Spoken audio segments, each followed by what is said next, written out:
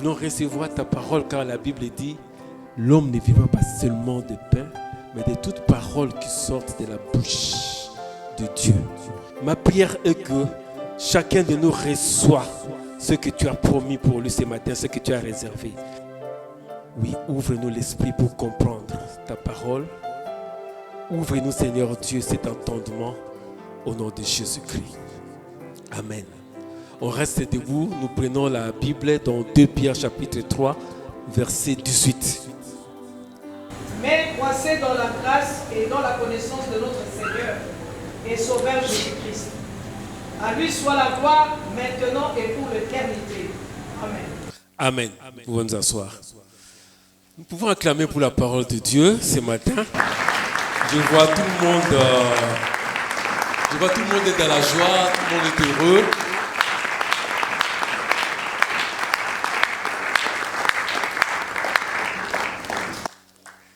Il y a un journaliste que parfois j'écoute, il dit ceci: quand vous recevez une invitation pour le mariage et que vous n'allez pas, c'est pas grave. Donc tu peux avoir encore une autre occasion pour aller au mariage, même de la même personne. C'est-à-dire que le conjoint peut mourir et la personne là peut se remarier. Il te donnera encore une invitation pour aller assister à son mariage. Mais il dit, si tu reçois une invitation pour aller au deuil et que tu ne pars pas, il n'aura pas une autre occasion pour le deuil. La personne est déjà décédée. Est-ce qu'il faut qu'il ressuscite pour qu'il y ait encore un autre deuil? À part Lazare et la fille de la veuve de Naïm. En tout cas, jusqu'à aujourd'hui, il y a eu des cas rares. Des gens qui sont morts et ressuscités. Je sais que Mouzé Adi Nabala a ressuscité certains morts. Mais pour le cas général, quand tu reçois une invitation, il ne faut pas manquer. Nous avons reçu l'invitation ce matin d'écouter la parole de Dieu. Donc nous sommes heureux que tu n'as pas manqué ce matin. Malheur à ceux qui ne sont pas venus ce matin, il n'aura pas une autre occasion. Tu peux suivre ça en différé, soit sur YouTube ou bien Facebook, mais ce sera différent, ça ne sera pas la même chose. Nous voulons parler de progrès. Mais le progrès, comme le thème général, c'est marcher de progrès en progrès. Mais le sous-thème de ce matin, c'est quels sont les 3 obstacles au progrès spirituel. Les 3 obstacles au progrès spirituel. Nous sommes tous appelés à évoluer d'une étape à une étape meilleure. Une étape qui était moindre à une étape qui est meilleure. Mais force est de constater que ce n'est pas tout le monde qui progresse spirituellement. Il y a des gens qui restent toujours ce qu'ils sont, qui marquent les pas, et pire, il y a ceux qui régressent, qui ont bien commencé, mais après ils régressent. Parce qu'il y a des raisons pour cela. Mais il y a d'autres qui réellement, ils ont bien commencé, ils continuent, et puis ils vont bien terminer. Comme on dit, la fin d'une chose vaut mieux que son commencement. Dans le progrès spirituel, Dieu a un plan pour que chaque chrétien, dès qu'il est né de nouveau, puisse progresser. Il y a ce qu'on appelle 2 appels pour tout chrétien dans la foi. Il y a l'appel à la conversion et puis il y a l'appel au ministère, c'est-à-dire à servir Dieu. Ministère, c'est simplement le travail. Si c'est un travail séculier, c'est le travail qu'il fait dans le monde. Tandis qu'ici, comme nous parlons de l'Église, le ministère, c'est le service, c'est l'exercice de dons spirituels que Dieu t'a donné. Donc nous avons 2 appels à l'Église. L'appel au salut, c'est-à-dire vous abandonnez le péché, vous vous repentez et vous venez à Dieu. Mais ça ne suffit pas. Il y a le 2e appel, c'est appel au service. Et c'est cette étape-là dans laquelle nous allons voir ceux qui progressent. Commencent par la nouvelle naissance, après ils deviennent des disciples de Jésus-Christ, et puis ils deviennent des serviteurs accomplis. La Bible dit les enfants d'Israël en Égypte, Dieu envoya Moïse pour dire au Pharaon, laisse partir mon peuple pour venir me servir. Donc la libération du peuple d'Israël, ce n'était pas pour aller manger des concombres dans le désert. Ce n'était pas pour aller boire de l'eau, manquer de l'eau ou bien manger de la viande dans le désert. C'était pour aller servir Dieu. Donc l'objectif de Dieu pour chaque chrétien, c'est passer par la nouvelle naissance, devenir disciple de Jésus-Christ, c'est Matthieu 28, verset 19, et puis servir Dieu selon Luc chapitre 6, verset 40. Et c'est ça que quand nous devenons maintenant serviteurs de Dieu, nous devenons maintenant enfants qui accomplit, qui est devenu fils. Dieu te donne des responsabilités. Les responsabilités sont à l'église locale comme à l'église corps du Christ. Et c'est comme ça que nous avons le ministère d'autorité et le ministère d'accompagnement.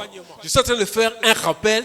À partir de cela, nous allons voir maintenant que ceux qui sont bloqués ne peuvent pas atteindre ce que Dieu a voulu pour toi et pour moi. Donc, dès que tu es né de nouveau, tu es devenu disciple de Jésus-Christ, Dieu te fait passer par la discipline spirituelle, qu'on appelle l'affermissement, qu'on appelle grandir, la croissance spirituelle, et tu deviens un serviteur de Dieu. En ce moment-là, Dieu te donne des responsabilités dans l'église locale, tout comme dans l'église corps du Christ. Et tu as le ministère. Tout le monde n'est pas appelé à avoir des ministères d'autorité, c'est-à-dire devenir pasteur, apôtre, quoi encore? Évangéliste, quoi encore? Prophète, quoi encore? Docteur ou enseignant. Tout le monde n'est pas appelé à avoir les 5 ministères d'autorité. Mais il y a le ministère d'accompagnement pour lequel au moins tout le monde est appelé à les recevoir et à l'exercer. Parmi les ministères d'accompagnement, vous avez les diaconats, vous avez les chantres, vous avez les intercesseurs. Mais au moins tous, nous avons reçu de Dieu un don et que nous devons exercer. Il y a parmi nous ici des gens qui ont les dons. Quand ils prient, les malades sont guéris. Mais il n'a jamais prêché. Il n'est jamais monté ici. Peut-être que vous ne le connaissez pas. Mais il peut exercer son don où? Aller par exemple à l'hôpital pour prêcher l'évangile. Prier pour les malades. Le malade qui a fait 1 mois, 2 mois, il ne trouve pas de solution. Il a reçu autant de médicaments. Et il n'a plus l'argent pour payer les médicaments. Même pour sortir de l'hôpital, il n'a plus l'argent. Quand vous allez à l'hôpital général, on l'appelle les chamoukwale. Les gens qui ne peuvent plus payer les frais médicaux. On les met dans une prison à l'hôpital. C'est-à-dire, on te fait quitter le pavillon pour te mettre quelque part jusqu'à ce que tu vas payer tout. Mais toi, tu as le don pour prier pour les malades. Exerce ces dons. Donc, tout le monde n'est pas appelé à prêcher la parole de Dieu. Moi, quand j'ai reçu le Seigneur Jésus-Christ, je vous dis la vérité, je ne savais jamais, en tout cas, je ne disais même pas un jour que je serais prédicateur de la parole de Dieu. Je disais, je veux prêcher quoi? Je veux prêcher quoi? Mais quand j'ai reçu ces dons de parler de la part de Dieu, maintenant, qu'est-ce que je fais? C'est l'Esprit qui parle à travers moi. Si je force, là, ce n'est pas un don. Il ne faut pas forcer la nature. Il ne faut pas forcer la nature. Laissez Dieu vous utiliser comme il vous a appelé. C'est comme ça que j'ai dit qu'on a reçu 2 appels. L'appel au salut et l'appel au ministère. Voilà. Donc ça, c'était juste pour qu'on sache les standards de Dieu dans l'église locale comme dans l'église corps du Christ. Mais maintenant, pourquoi il y a des gens, depuis qu'il est à l'église, ça fait 10 ans, 20 ans, il ne progresse pas spirituellement. Il est comme il est, tel qu'il est, tel qu'il sera. Quand tu parles avec le frère, tu parles avec la sœur, tu sens que cette personne est encore un bébé spirituel. Cette personne n'a pas encore grandi. Cette personne n'a pas encore connu. Comme la Bible dit dans 2 Pierre chapitre 3 verset 18. Croissez dans la grâce et dans la connaissance de notre Seigneur Jésus-Christ. Aujourd'hui, les 3 obstacles dont nous allons parler, c'est en rapport avec la connaissance. de notre Seigneur Jésus-Christ. C'est-à-dire en rapport avec la parole de Dieu. Amen. Donc c'est ce qu'on va parler aujourd'hui. Les obstacles par rapport à la connaissance, par rapport à la parole de Dieu.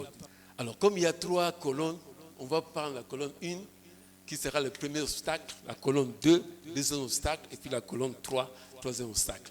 Je donne un exemple. Je sais que ça va faire très mal à certaines personnes. Colonne 1, 2, 3. Mais c'est juste un exemple pour que nous comprenions. On commence par la colonne 1, c'est-à-dire quel est le premier obstacle qu'on a dans l'église. Le premier obstacle. Je vais donner un exemple concret. Jules, c'est jusqu'à quelle heure? Juste, ok. Nous avons commencé en 1990-91 une église à Matadi. Nous avons commencé cette église-là et l'église évoluait très bien. Nous gagnions beaucoup des âmes, l'évangélisation, des délivrances, il y avait beaucoup de choses. En si peu de temps, l'église était remplie. On avait toujours des cultes évangéliques. Chaque dimanche, c'était des cultes évangéliques. Et comme les gens ont des problèmes, les gens venaient dans l'église et les gens trouvaient les solutions.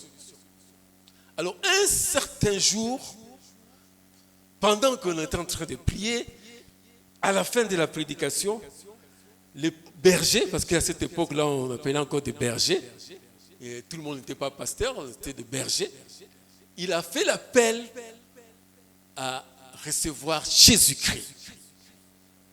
Alors, il a fait l'appel à recevoir Jésus-Christ. Alors, on s'est vu, les gens se sont levés, et parmi les personnes qui se sont levées, il y avait un diacre de l'église qui s'est levé et puis s'approchait. Ce diacre-là a fait beaucoup de choses dans l'église. D'abord, là où nous prions, c'était sa maison. C'était une grande parcelle. Il avait donné à l'église pour que nous prions dans cette église, dans cette parcelle-là. Donc, c'était vraiment un bienfaiteur. Il donnait beaucoup de choses à l'église. Quand on avait besoin de l'argent, il donnait l'argent. Quand on avait ceci, il donnait. Donc, c'était vraiment, il y avait le don de libéralité. Il donnait beaucoup de choses. Alors, quand on a dit, qui va recevoir Jésus-Christ après avoir prêché, on voit les diacres là s'avancer. Et tout le monde commençait à se donner. Donc, diacre, oh, depuis Kalama, comme toi, ça n'a pas été. Mais moi-même, j'étais un peu étonné, quoi. J'ai dit, mais papa, autozalaka et tout, voilà la rana et mikolonyoso. Asa melaka. Tout le monde a gagné à Zalaka. Mais Daniel Lelo a Ekoyamba, yes. C'était des questions. Tout le monde s'est posé des questions. Même les bergers qui avaient fait l'appel se disaient peut-être que les diacres n'ont pas bien compris. Peut-être aïe pour pas prier pour la malade, bien pour aïe pour Yamba, yes. Les diacres s'approchent. Prier pour Naé, Ayambi, à cette époque-là, on confessait publiquement. Il faut le bâtiment, Seigneur Jésus-Christ, en public, c'était en public. Ayambi, papa, on a prié pour lui, après c'est fini. La semaine suivante, c'était un dimanche, donc lundi, mardi, mercredi, on apprend que le diacre est mort. Il est mort. Donc on a compris que il faut faire très attention. Dans l'église, il y a beaucoup de gens qui n'ont pas encore reçu le Seigneur. Quand ton temps arrive, ne passe pas à côté. Donc ce n'est pas servir Dieu qui signifie que tu es enfant de Dieu. Mettez ça déjà dans la tête. Être protocole, chantre, intercesseur, ça ne signifie pas que tu as réellement reçu Dieu. Parce que pour recevoir Dieu, vous savez qu'il y a 3 étapes. La première étape, c'est il faut pleurer, avoir l'amertume de tes péchés. Si tu n'as jamais pleuré pour tes péchés que tu as commis, si ça t'a jamais fait mal, dis-toi, est-ce que ta repentance là est sincère? Si ta vie de péché, ça ne t'a jamais fait pleurer d'avoir offensé Dieu, comme Jésus avait dit à Paul, il te serait dur de rejamber sur les aiguillons. Saoul, Saoul, pourquoi me persécutes-tu? Saoul pensait qu'il servait Dieu. Mais Jésus lui dit, pourquoi me persécutes-tu? Ça, c'est la première étape. Il faut pleurer. Il faut regretter. C'est ce qu'on appelle la repentance. Deuxième étape, c'est prendre la décision d'abandonner la vie de péché. Et dernière étape, maintenant, c'est marcher avec Jésus-Christ. Si les trois étapes-là, tu n'as jamais passé par là, quand bien même que tu es à l'église, c'est que tu n'es pas encore converti. Donc, la première catégorie des gens dans l'église, ce sont des gens qui ne sont pas encore convertis. Et quand ils ne sont pas encore convertis, bien aimé, tu ne progresseras pas spirituellement. Pour progresser spirituellement, il faut d'abord devenir enfant de Dieu, être né de nouveau. Si tu n'es pas né de nouveau, c'est inutile. Dieu ne te connaît pas comme fils de Dieu. Dieu ne te connaît pas comme son enfant. Dieu ne te connaît pas comme disciple. La nouvelle naissance, c'est une vie.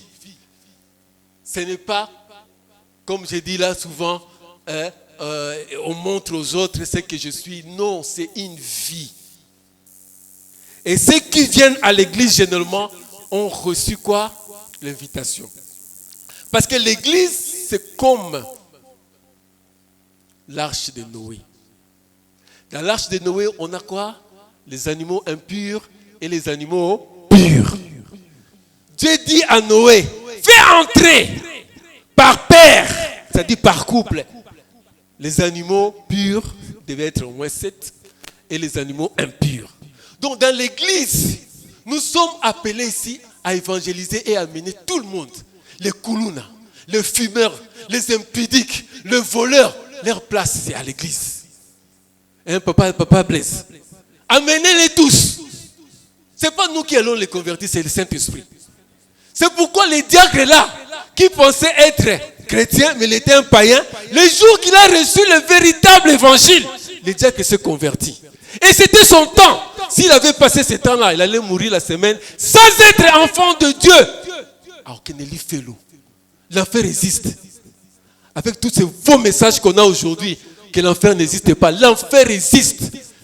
Ce n'est pas que Dieu veut que tu aies un enfer. Non, c'est toi-même. Parce que Jésus est mort à la croix pour sauver toute l'humanité. La Bible dit qu'au ciel, il y a de la place pour tout le monde. Donc si quelqu'un va en enfer, ce n'est pas un problème de Dieu, c'est son problème lui-même. C'est lui-même. Ce n'est pas l'affaire de Dieu, parce que Dieu a déjà tout donné.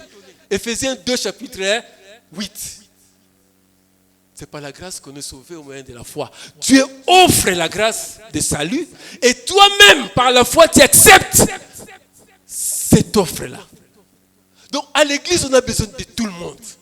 Donc si tu vas voir qu'à l'église viendront des gens qui sont encore des païens, qui s'habillent très mal, qui s'habillent comme des prostituées, qui s'habillent comme des gens de l'extérieur, faites-les entrer. Ils vont écouter la parole de Dieu. À l'église, vous verrez des voleurs qui vont dans les sociétés. Ils viendront. Mais aussi longtemps qu'on va prêcher le vrai évangile, ils se convertiront. À l'église, on a des gens des tricheurs. Des tricheurs qui trichent en classe. Faites-les entrer. À l'église, on a des impudiques. Des gens qui ont des copinages. Des copains, copines. Faites-les entrer à l'église. On va prêcher l'évangile. Ils seront convertis. Quand leur temps viendra. Au début de ma foi, je ne comprenais pas qu'il y ait à l'église des gens qui ne veulent pas progresser. C'est-à-dire qu'ils restent toujours comme des païens. Je disais à Dieu, mais pourquoi? Tu vois, quand on est encore bébé spirituel, on pense qu'à l'église, tout le monde est bon, tout le monde est parfait. Non, non, non, non. La perfection, c'est au ciel. Personne n'est parfait. Mais la sanctification commence dès que tu as reçu Jésus-Christ. Le jour que tu reçois Jésus-Christ commence la sanctification. Mais la perfection, ça sera quand on sera avec lui. Aujourd'hui, personne n'est parfait. Donc nous pouvons broncher d'une manière ou d'une autre. C'est pourquoi on dit qu'il faut confesser tes péchés. Nous avons besoin de tout le monde dans l'église. Les gagnants d'âme, s'il vous plaît. N'allez pas dire aux gens là-bas quand vous évangélisez. Hé, tika masoum, yo tika vous. Non, appelle-les qui viennent à l'église.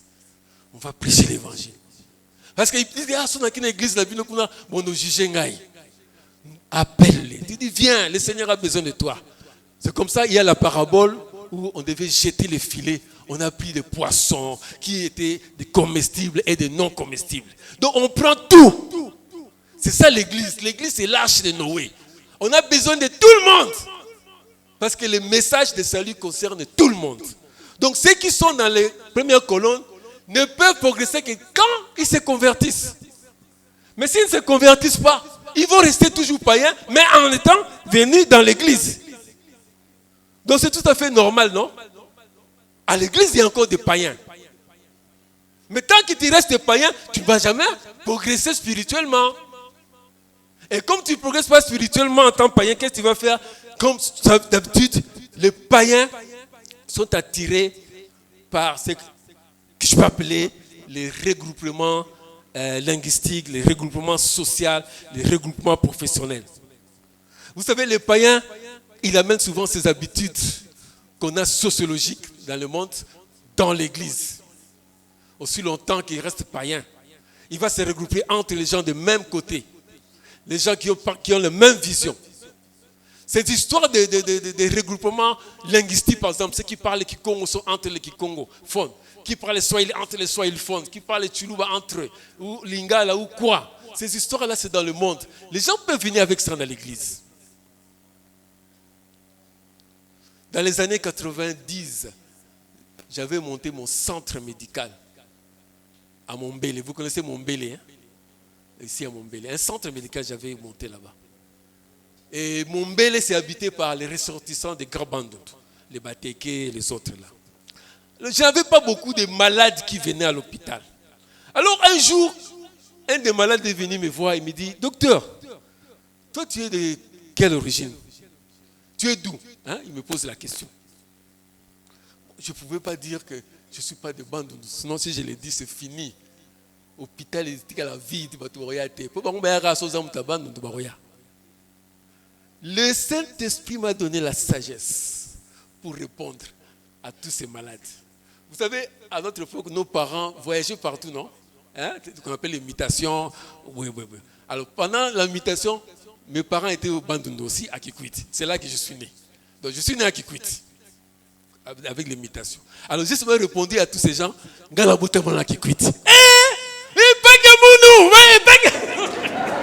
malades sont venus dans nos centres là, ils commençaient à venir. Pour eux, donc j'étais leur pang. Et pourtant, je ne suis même pas des Bandundu.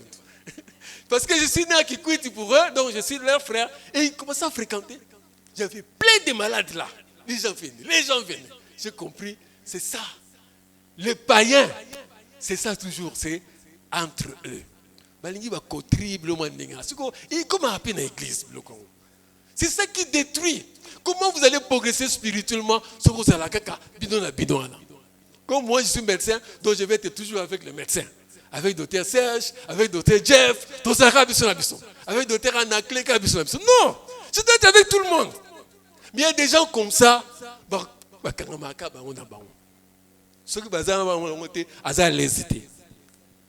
Toutes ces histoires-là font que tu ne puisses pas progresser. Parce que même celui qui n'est pas ressortissant de ton coin, mais il peut t'aider spirituellement. Parce qu'il faut faire des acquaintances, des amitiés avec la personne qui peut t'édifier. Parce que la Bible dit de nous édifier dans la parole de Dieu. Tant que tu il y a Real Madrid, il y a Barcelone, c'est tout ce que tu mets à l'isolo. C'est quoi à édifier on a nini? Tout ça, ce sont des distractions. Luka que tango oye na église, au moins les frères oiseaux avancés spirituellement. Gaffe na frère, au sala j'ai un esprit de prière, na prière à bien. J'ai lu la parole de Dieu. Je suis le prédicateur, je suis ceci, je suis cela. On avait des modèles, non? Des modèles dans la foi. Il faut suivre les modèles dans la foi. Et c'est très important pour aller plus loin. Donc, première colonne, ce sont des gens qui sont encore des païens. Si tu es païen, convertis-toi. C'est ton temps aujourd'hui. Convertis-toi pour que tu progresses spirituellement. Deuxième colonne. Ici, c'est ici. Hein? C'est ceux qui, au lieu d'écouter la parole de Dieu, ils écoutent autre chose. C'est-à-dire, au lieu qu'on vous prêche l'évangile, La parole de Dieu, parce que c'est la parole de Dieu qui transforme. La Bible dit dans Ésaïe que comme la pluie tombe et vient pour arroser la terre, ne rentre jamais à elle sans avoir produit le fait. C'est-à-dire, si tu écoutes la parole de Dieu, c'est cette parole de Dieu qui va te transformer. Mais si tu écoutes que des prédications d'hommes, des prédications des philosophies des hommes, Colossiens chapitre 2, verset 8 le dit, que personne ne fasse de vous sa proie par la philosophie. C'est-à-dire aujourd'hui, on a pris la philosophie, on a ajouté des versets bibliques et c'est ça qui fait que ça ne peut pas changer l'homme. Qu'est-ce qu'on a aujourd'hui? C'est l'intelligence artificielle. Vous connaissez l'intelligence artificielle? L'intelligence artificielle, pour que ça soit simple, pour que vous compreniez, c'est une machine qui donne des solutions comme des microprocesseurs. Vous savez que beaucoup, selon les études, 80% des églises par rapport à l'année passée, 2024 à 2025, utilisent l'intelligence artificielle aujourd'hui. Soit dans la prédication, soit dans les enseignements, soit dans les opérations dans les églises. Vous recevez ça dans vos téléphones. Je pense même tous ceux qui ont les téléphones Android reçoivent des prédications des intelligences artificielles. Souvent, c'est toujours la voix d'un homme ou bien d'une femme. C'est toujours l'homme là qui parle. C'est une voix robotique. Ce n'est pas la voix d'une personne, c'est un robot. Bon, ça peut être aussi une personne qui a parlé, mais vous allez voir que pour l'intelligence artificielle, c'est toujours la même voix. On a fait une expérience, on a demandé à l'intelligence artificielle d'adorer Dieu. Et il a commencé à adorer Dieu avec de belles paroles, de très belles paroles. Est-ce que Dieu a besoin que l'intelligence artificielle l'adore ou bien c'est nous qui devons l'adorer? Jean chapitre 4, verset 23-24. Dieu est esprit. Il faut que ceux qui l'adorent, adorent en esprit et en vérité. Ce sont les vrais adorateurs que le Père cherche. Mais ce que nous recevons dans nos téléphones, ce sont des prières des intelligences artificielles. Créées. Moi, je dis seulement à l'intelligence artificielle, fais ceci, il fait. Une fois, moi, j'ai testé ça. J'ai dit, j'avais un chat GPT. J'ai envoyé un terme d'enseignement. Il a travaillé en 3-4 secondes. Quelque chose de 10 pages. Paf! Il m'a fait sortir l'enseignement.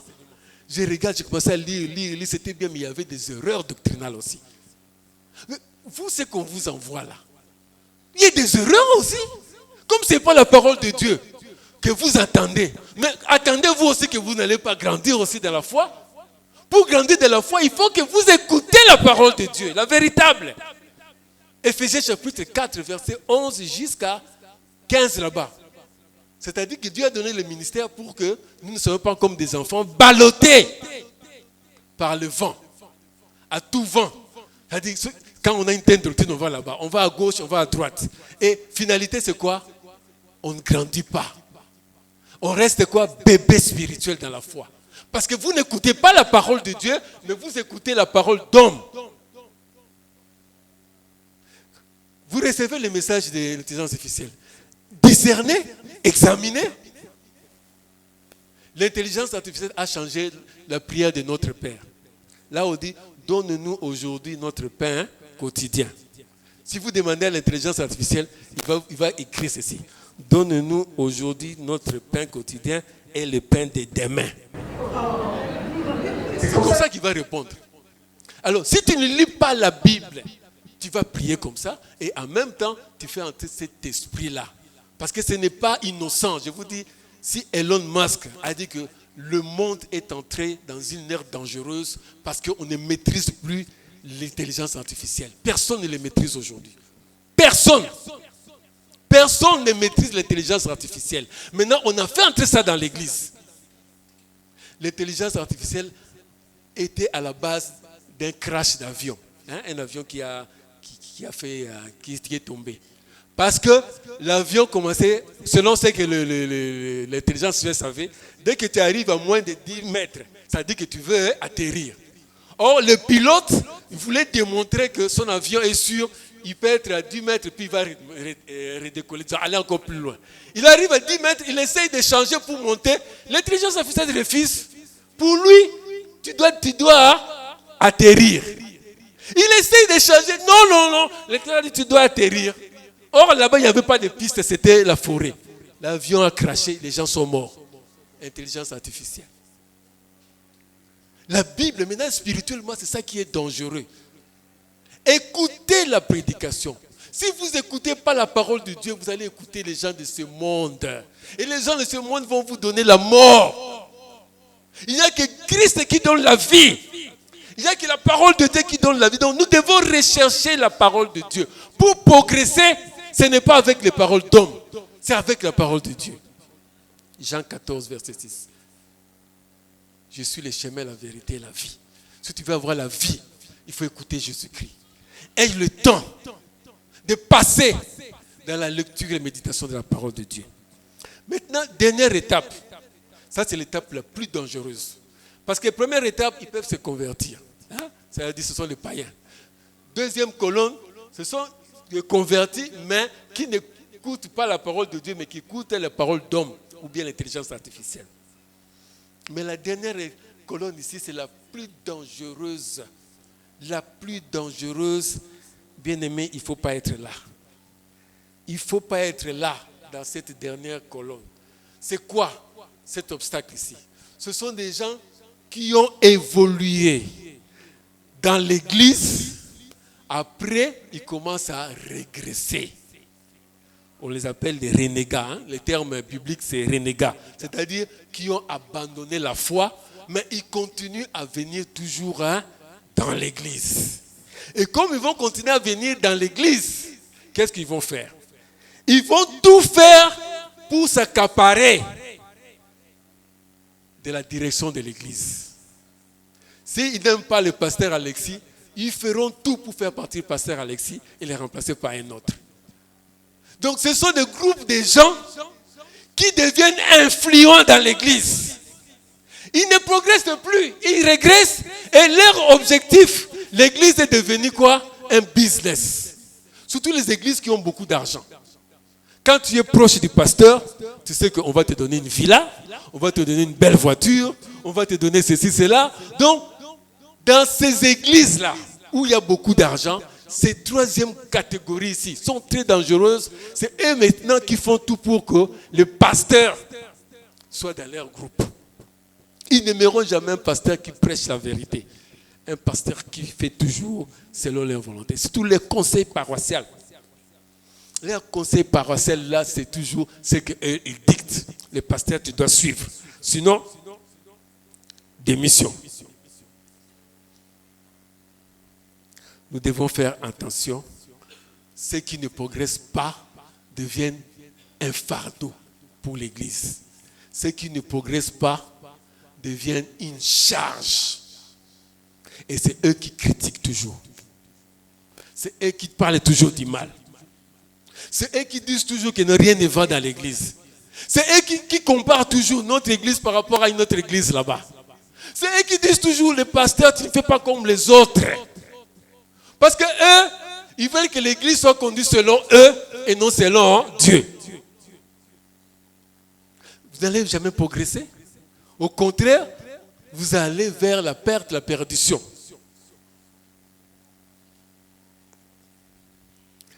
Bien-aimés, nous avons parlé de ces trois obstacles.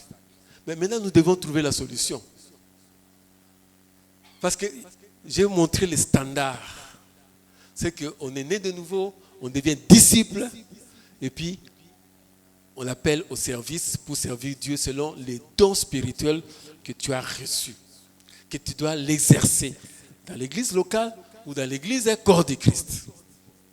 Et si tu ne l'exerces plus, c'est parce que les diables, sachant très bien que l'objectif de Dieu est que nous prospérons à tous égards. Donc il va bloquer l'église pour que l'église ne prospère pas. L'église soit toujours en train de tourner. Et quand nous tournons en rond comme ça, le diable est content. Le diable est content qu'on puisse murmurer parce que dans les déserts, les enfants d'Israël, quand ils commençaient à murmurer, ça a amené la mort.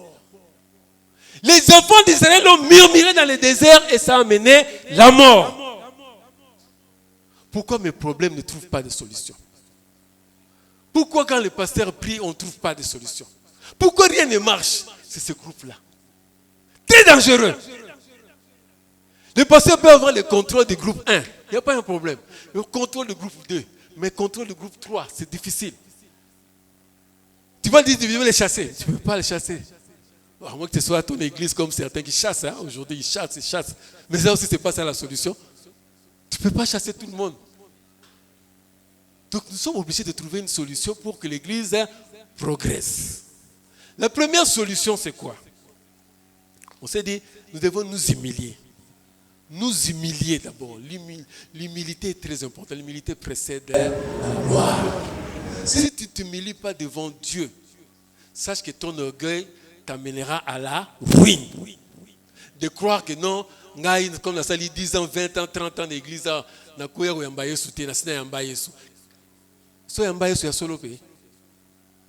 dois te dire dans ton thème, le service est différent de la communion intime avec Dieu. Chanter, c'est bien. Ça, c'est un service. Hein, les chantres. Chanter, c'est bien, non? C'est un service. Mais cela ne doit pas t'enlever la communion intime avec Dieu. Et quand tu chantes pas pour que les gens te voient ici. Ta belle voix là, c'est pas pour qu'il va mettre l'homme à beaucoup. Hein, ma fille? Ta belle voix, c'est pas qu'il va mettre l'homme à beaucoup. On avait un frère qui dansait beaucoup, si je ne le vois même plus, ce frère. Ce frère prenait la louange avant d'aller par un télé. Je ne sais même s'il a voyagé, je ne sais même plus. Donc, nous venons à l'église avec humilité parce que tu es tout en Zambé. Communion intime. C'est ça. Ce qu'on a qui communion, banda qu'on a d'abord fils de Dieu, la repentance pour qu'on soit ensemble. Et deuxième chose, les prières que nous devons maintenant faire, ce sont des prières véritables et non des prières de distraction. Vous savez, les prières de distraction, c'est quoi? Là où moi j'habite, souvent, quand il y a des matchs de football, j'attends les petits enfants, ils font beaucoup de bruit pour les matchs, très souvent. Mais il y a des gens qui prient pour être Real de Madrid, comme Apollo qui 3-0 contre Arsenal, à la remontada. Prière ensemble, prière à distraction. Dieu ne va pas t'écouter. Au Real Madrid a gagné, ça la prière. Il y a d'autres prières de distraction, c'est quoi? Le frère venait de le dire ici. Comme dans le désert, on a élevé les serpents. La Bible dit, tous ceux qui étaient mordus par les serpents, pour qu'ils ne meurent pas, devaient regarder les serpents d'airain. Ceux qui n'ont pas regardé sont morts, je vous dis. Ceux qui ont été orgueilleux, serpents d'airain, ils sont morts. Mais ceux qui ont regardé seulement les serpents d'airain ont été sauvés. Aujourd'hui, ma prière à distraction, toi, au lieu de regarder Dieu, tu ne regardes que ton problème. Vous savez, quand nous disons que Jésus, Jéhovah Jireh, c'est lui qui pourvoit. 2 Pierre 1, 18. C'est ce qu'on a lu, non? Non, 2 Pierre 3, 18. Croissez dans la grâce et dans la connaissance. Ton problème doit te permettre de croître dans la connaissance de Dieu comme Jéhovah Jireh. Ça signifie qu'il ne faut pas voir ton problème, mais il faut voir Dieu comme Jéhovah Jireh qui résout ton problème. Mais nous, très souvent, c'est nos problèmes qui deviennent les sujets de prière tout le temps. On répète. On va me donner l'exemple. Non, Anne était stérile, il priait, elle s'est lamentée. C'est l'ancienne alliance. Anne a dit l'ancienne alliance. Nous sommes dans la nouvelle alliance. Nous avons l'Esprit de Dieu. La Bible dit que je suis venu pour que ton côté en année de la grâce. Très souvent, l'ancienne alliance et la nouvelle alliance, beaucoup de gens confondent. Les prières qui se faisaient dans l'ancienne alliance sont différentes des prières que nous faisons dans la nouvelle alliance. Parce que nous avons la position de fils. Dans l'ancienne alliance, personne n'était fils. On n'appelait pas Dieu Père. Lisez dans la Bible. Est-ce que dans l'ancienne alliance, on appelait Dieu Père? Il n'y a pas. Mais dans la nouvelle alliance, on appelle Dieu Père. Mais c'est que je ne sais pas comment le dire. Anne n'était pas fille. À combien on dit mes pères? C'est un blasphème. C'est comme ça que les pharisiens, quand Jésus disait que c'est mon père, et puis, comment il appelle Dieu son père? Pour le scandale. Ou bien ça, mes papa. Mais yo, ou bien ça, mes papa. Donc, prier nous temps aux salles. Comme on a un problème, on a un zambi. Si on a un problème, tu resteras dans la distraction. Tu resteras dans la distraction à prier. On se tourne, quand on a prié, on se tourne. Dieu est plus grand que ton problème. Avec les mamans, on a parlé des distractions. Il y a plein de distractions que les gens font ici dans l'église. Il y a des gens qui évoluent. Ils ont évolué parce que le paralytique avait fait 38 ans dans la maladie. Jésus-Christ avait 30 ans, plus ou moins 33 ans. C'est donc un maximum à cette époque-là. Quand il est venu voir les paralytiques dans la piscine de Bethesda. Donc, logiquement, la maladie de paralytique était plus âgée que Jésus-Christ. Sur le plan temporel. Mais comme Jésus est intemporel, c'est-à-dire que c'est un Dieu qui n'est pas limité dans le temps, ni dans l'espace. Donc, il a voulu prouver à cet homme-là que moi, je ne suis pas un guérisseur. Jésus n'est pas guérisseur, il est la guérison. Donc, le type pensait que Jésus est un guérisseur.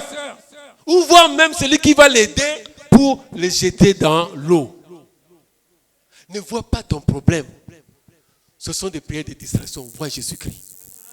Vois Jésus-Christ. Quel que soit le temps que tu as passé dans ton problème, vois Christ.